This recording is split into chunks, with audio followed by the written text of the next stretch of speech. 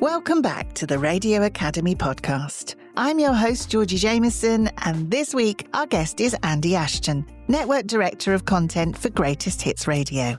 Andy was honoured at this year's Arias with a special recognition award, which took him completely by surprise. Greatest Hits has been a phenomenal success in a reasonably short space of time as the UK's #1 commercial station. So I asked Andy what the secret was to this success.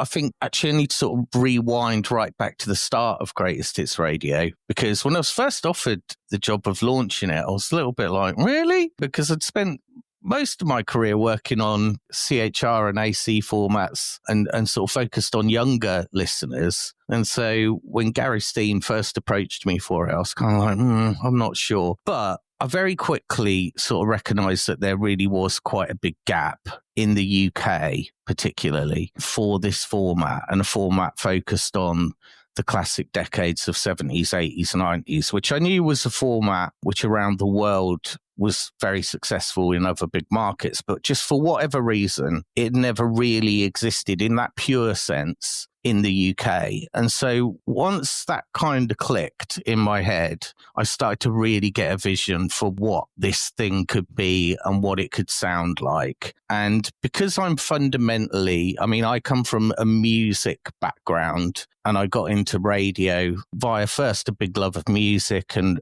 being in bands and just being obsessive about music. Never had any idea of being in radio. It just sort of happened that way by consequence of being around music. And so the opportunity was there in terms of formatically and a gap in the market, but also the more I thought about it, I just got very, very excited about what we could do with those decades that could be a combination of doing what the station says on the tin, absolutely playing the big greatest hits that everyone knows and loves, but also really diving quite a bit deeper into those decades, and more so than anyone else was doing, or I think still does. And so really going after that buried treasure, those much less heard tracks on the radio, but ones that really resonate with our core audience and evoke those memories of watching Top of the Pops, on a Friday night, and just seeing these bizarre records performed that just burnt into your brain. And so, a big part of Greatest Hits Radio is that surprise and delight when you hear one of those records that you just haven't heard in ages and really takes you back to that moment, evokes all of that nostalgia and those lovely feelings. And these records sound as good today as they did the first time you heard them, but also doing that in a way that is contemporary. I don't think of Greatest Hits Radio as being an oldie station by any means. We're very contemporary in the way we present those records, but of course that deep nostalgia and that connection that makes is a huge part of the brand as well. So right from the start, I was given the license when I launched the network to really go after that. And I was really lucky that I had Chris Straw, who a lot of your listeners will know, who's a fantastic music programmer, who's worked with pretty much everyone. And just right from the start, myself and Chris just had this real feel and vision for what this audience wanted. And as we started to test that and roll that out, we were absolutely delighted to see the response we immediately got for it, and it just felt like the audience was experiencing this as a real breath of fresh air and really responding to it. And to this day, it just amazes me how incredibly passionate our audience is around the music, but also just how knowledgeable they are and just how much fun we have together interacting around music. And that's pretty much all we do. Our delivery is all about music, all about celebrating those decades and the passion around that. We create lots and lots of features and vehicles to go deeper and throw up these incredible records that for the most part have been a bit lost and forgotten, and we bring them back and we celebrate them. And I think fundamentally that's, what makes Greatest Hits Radio special and makes it sound different to anything else. It's certainly tapped into, like you say, a market. 70s, 80s, 90s, they are the decades that are special to me. That was when I was growing up. I was little, I was a teenager. I was in my 20s. And that is the music that I love. But as time goes on, and you said yourself, it's a breath of fresh air, and it is, yet it's nostalgia. You don't play anything beyond early 2000s. Yeah. So as time goes on and that audience gets older, who remember those decades well, how do you evolve and change? Or are those decades always going to be classic? My personal view, and I've been asked this a lot over the years, would you just sort of move the timeline along? Yeah, Do you know what I mean? shift it along, yeah.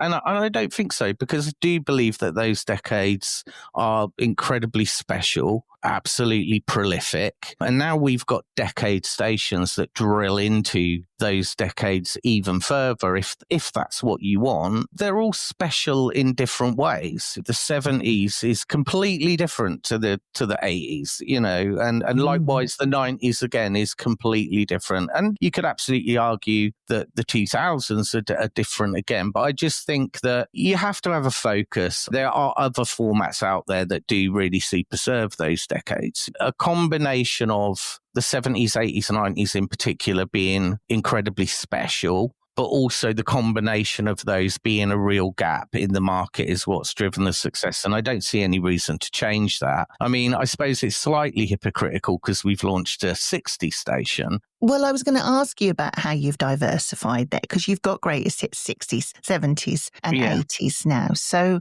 I understand the 60s because that's not something that greatest hits serve, but the 70s and 80s you already do. So talk me through the diversification of those gold stations, as it were. Well, 60s, first of all, obviously you don't get the 70s without the 60s. And it's really nice to be able to do that separately to the main station, because it does offer something else uniquely outside of what we do on the main network. But yeah, 70s and 80s, I suppose, and who knows, maybe 90s in the future, I think just gives us an opportunity to go even deeper. Do you know what I mean? And if you want that as a Greatest Hits radio listener, whether you want to make that your main listen or just something that you want to dip into to get more of that, then I think we have the opportunity to do it, and do it in a slightly different way to how we do the main station. It's an opportunity to keep people within our ecosystem longer and share that listening around. But more importantly, hopefully it's a way as well to create new touch points with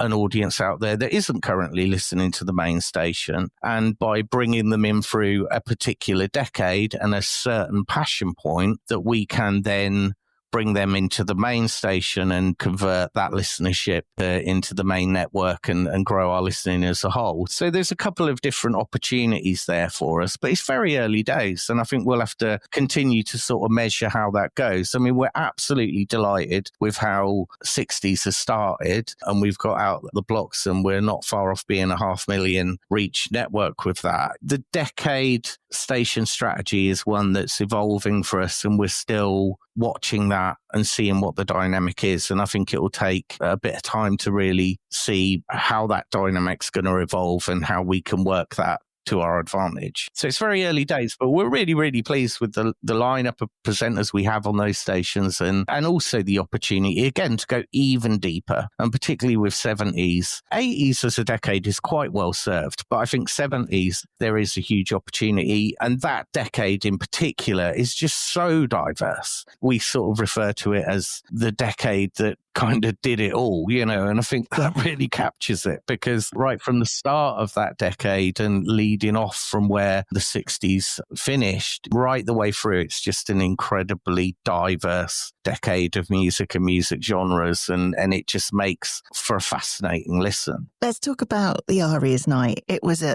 big night for the radio industry. Not only was it Arias Awards night, it was Radar Day as well.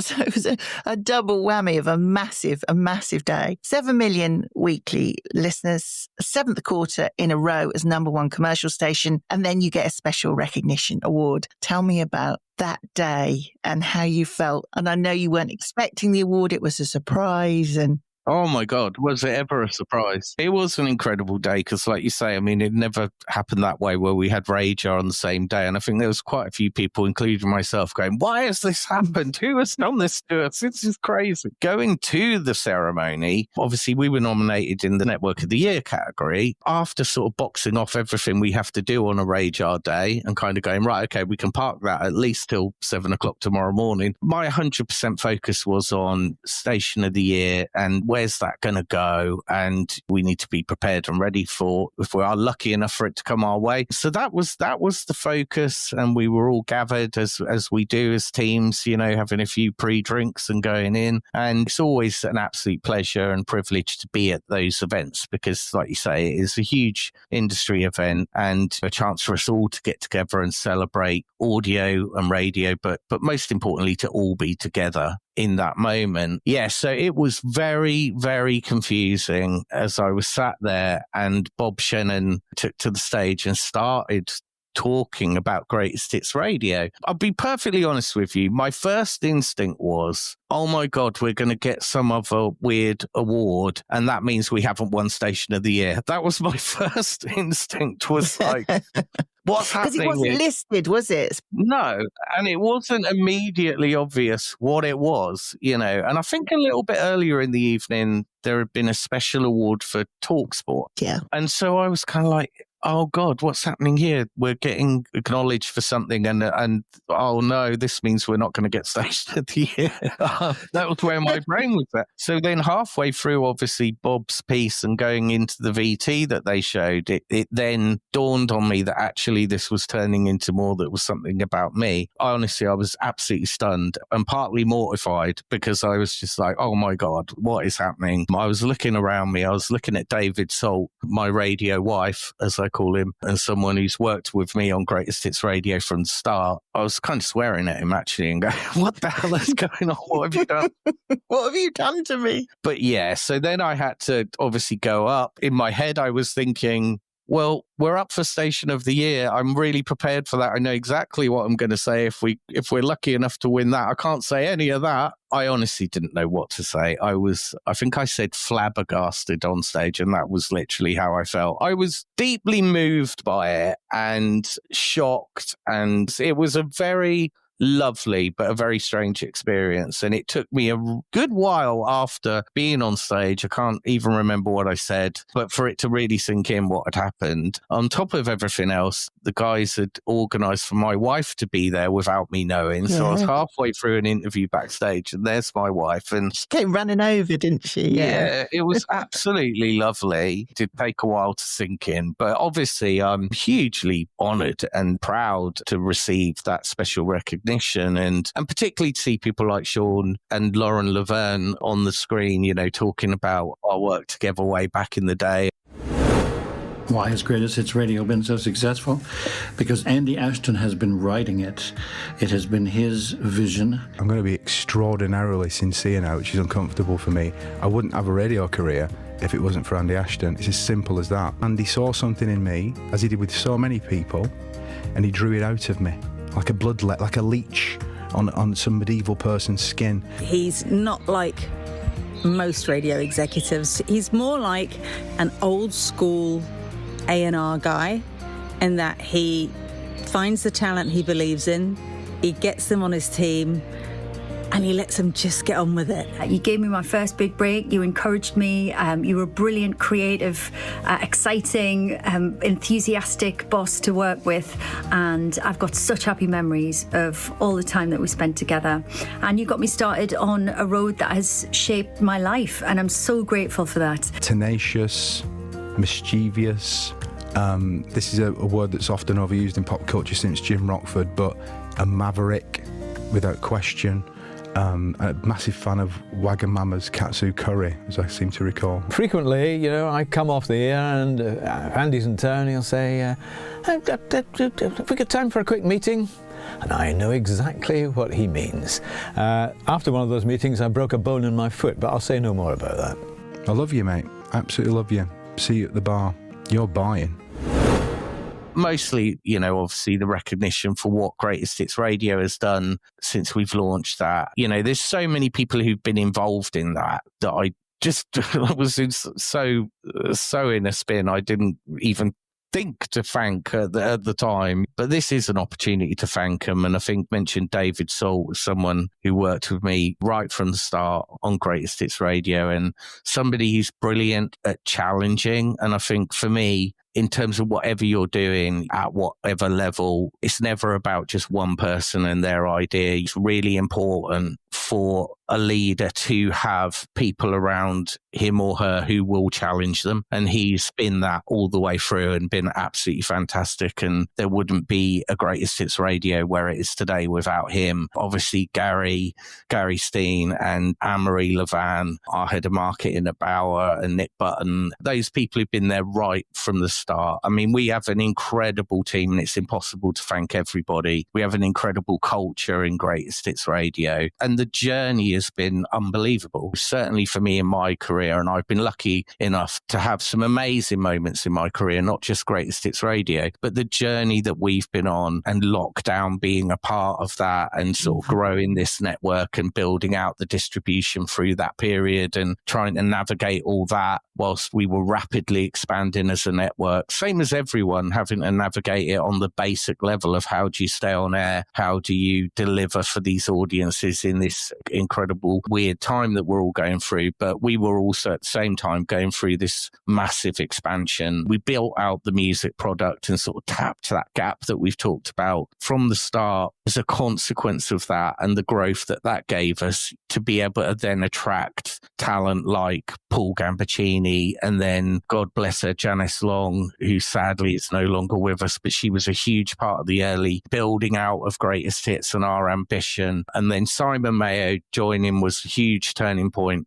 for the network, because I think Simon could see that this thing was where he needed to be, and that was a huge compliment to us. But the impact that he had was huge, and also helping us to bring in people like Jackie Brambles to the network. But clearly the big moment for us was Ken Bruce joining the network, and just how we were able to orchestrate that moment and sort of almost spring that as a surprise, not least to the BBC, but to the industry as a whole. Well, yeah, I mean, it was huge when that news broke. It was like, wow. Yeah, and I still don't know how we managed to keep it a secret. No. It was just one of those things. There were many times in the process where we thought, we're busted here, this is going to get out. We somehow managed to kind of deliver it the way we wanted to do it. And Ken has been a game changer in terms of the awareness for the network, and putting it literally on the front pages on the 10 o'clock news. And so the awareness for the station at that point just went through the roof. But what's really lovely to see is that we're outside of a period of major sort of above the line marketing for Greatest Hits Radio for a little while now. What we've built is an audience that's really, really loyal to the station. And so we've still been able to grow in that period and hold stable and sort of capitalize on those moments. And we've obviously got huge plans for the future as well. Our ambition is to push on and get to 10 million. I launched the network saying we want to beat Radio 2. And that was in 2019. And at the time, everyone laughed at me because I don't think at that point you'd even dare to suggest that anything could be bigger than Radio 2. But that's the kind of ambition we had at the start. And we continue to have that ambition for the network. And we feel like we're only halfway through that journey. And we've still got so much more to come. And we're really excited about that. And certainly looking at our plans from now to year end, there's some huge opportunities for us, and we're really looking forward to delivering those and for our audience and growing our audience further. Andy, 37 years in radio, it's massively changed over that time. What do you still love about radio? I think it's that direct connection. Like people always talk about the immediacy of radio and the intimacy of it. And it is really fundamentally that I think sets us apart, that human connection in the moment. We get to interact with our audience in real time around a particular passion point, which is music, and the nostalgia that has. It just never ceases to amaze me how smart our audience are, how passionate they are, how knowledgeable they are, and how much they're up for celebrating these songs, those memories, but in the here and now. I think that's what keeps it really, really fresh every single day. I mean, one of my great joys is we do a feature on breakfast called the 8:33 every morning. Very simple. We just throw up a topic and our audience suggests songs that connect to that topic. I get the opportunity every morning from about 6:30 when I get up to look through what's come in, you know what I mean? What have they come up with today? And then it's in reverse. It's me going, oh my God, I haven't heard that record for ages. We'll put that one in, and then building a nice little 3-song set that we play out every morning after the 8:30 news. And you get that feeling of almost like the whole country is there with you and they're waiting for this moment. And really all it is 3 songs. You know what I mean? But the simple ideas are the best, aren't they? The simple ideas are the best, and the way that everyone gets around that, and it's in the moment. And in a nutshell, that's what makes it special, and that's what keeps it fresh and makes it, and why I think radio is and will continue to be relevant regardless of what technology we are using to reach people. So yeah, I love it. I absolutely love it. And I feel very lucky to still be here 37 years after I started at the sort of very forefront of music radio, and but have that experience every day and share that with our listeners. A big thank you to Andy Ashton for chatting to me. Tickets for the Radio Academy Festival on the 17th of September are available to book now, and you can check out our amazing hosts by going to radioacademy.org/festival. For 2025, we are introducing one-to-one sessions with top industry insiders. If you've got a great idea to pitch, want some career counselling, or you need advice on building your business, then this is for you. The one-to-one sessions at the Radio Academy Festival are now available to book. So go to our website, radioacademy.org/festival/121 for more information. Our Yorkshire Summer Social is on the 31st of July at the Yorkshire Podcast Studios in Birstall. This event is free for Radio Academy members, and non-members can sign up as well for just £4. Go to radioacademy.org/events/the Radio Academy Summer Social Yorkshire to book your tickets. Next week, we start our Summer Shorts podcasts, revisiting some best bits, highlights, and previously unheard footage in bite-sized podcasts for your summer listening. As next Wednesday is Radar Day, we'll hear some additional thoughts from Richard Johnson, Managing Director of market research company Hallett Arndt. I'll see you next week.